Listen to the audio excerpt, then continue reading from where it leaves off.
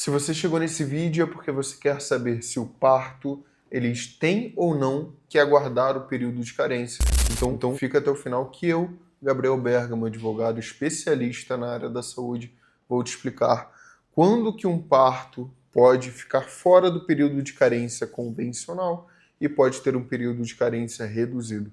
Fica aqui que eu vou te explicar até o final. Basicamente, primeiro, antes de te explicar sobre a questão do parto e período de carência, tem que te explicar sobre período de carência. Quando você contrata um plano de saúde, ele tem algumas hipóteses de carência para que o usuário ele possa utilizar o plano.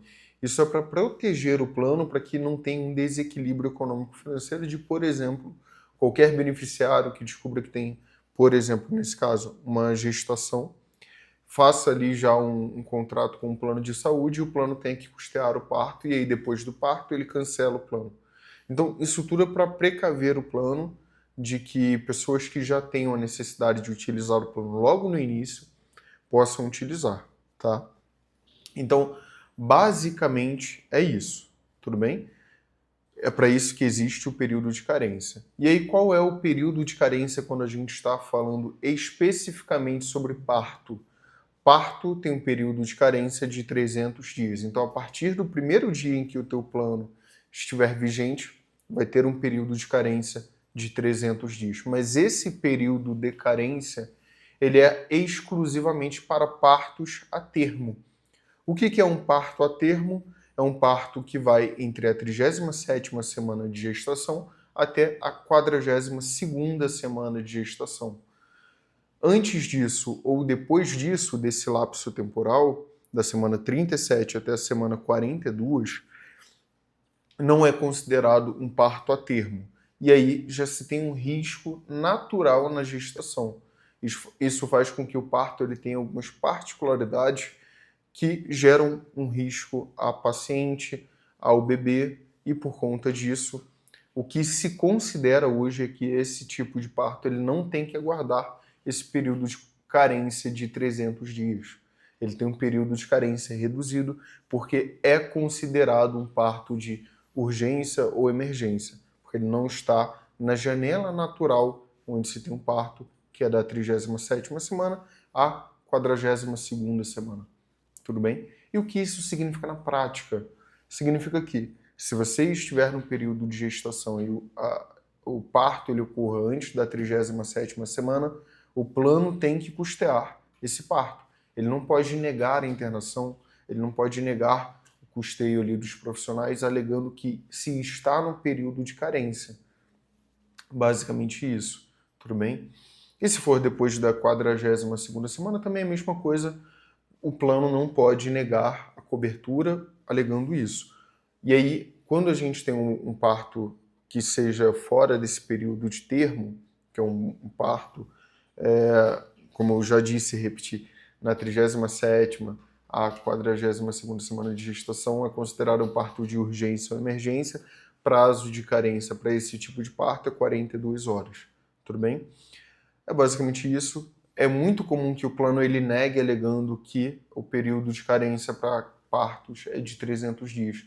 Então, quando isso acontecer, peça já para o médico um relatório dizendo que não foi um parto a termo, que por conta disso tem um risco natural no evento do parto. E por conta disso é considerado um parto de urgência ou emergência.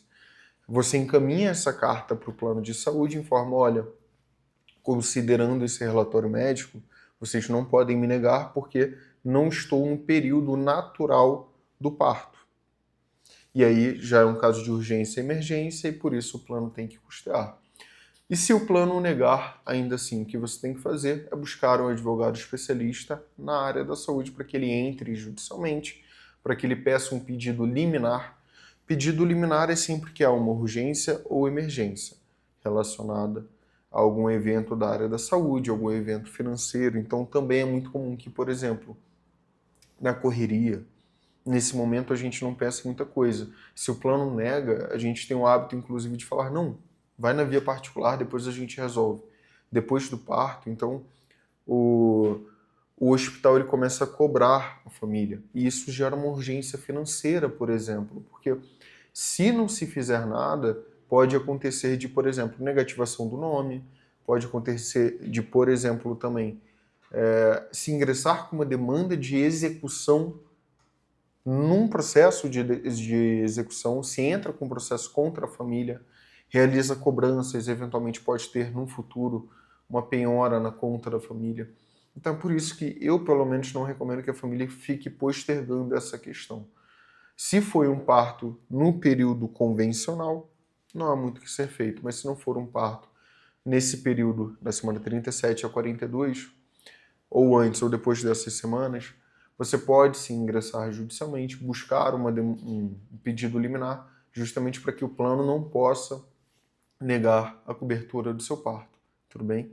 É basicamente por isso, não vou fazer um vídeo longo, não há necessidade nesse tema. Espero que esse vídeo tenha satisfeito e tirado a sua dúvida. Se você gostou, por favor, deixe o seu like, isso realmente me ajuda muito a fazer com que esse conteúdo chegue a mais pessoas. Me segue também no Instagram, no TikTok, é Gabriel Bergamo DV, tudo bem? Por hoje é só, muito obrigado.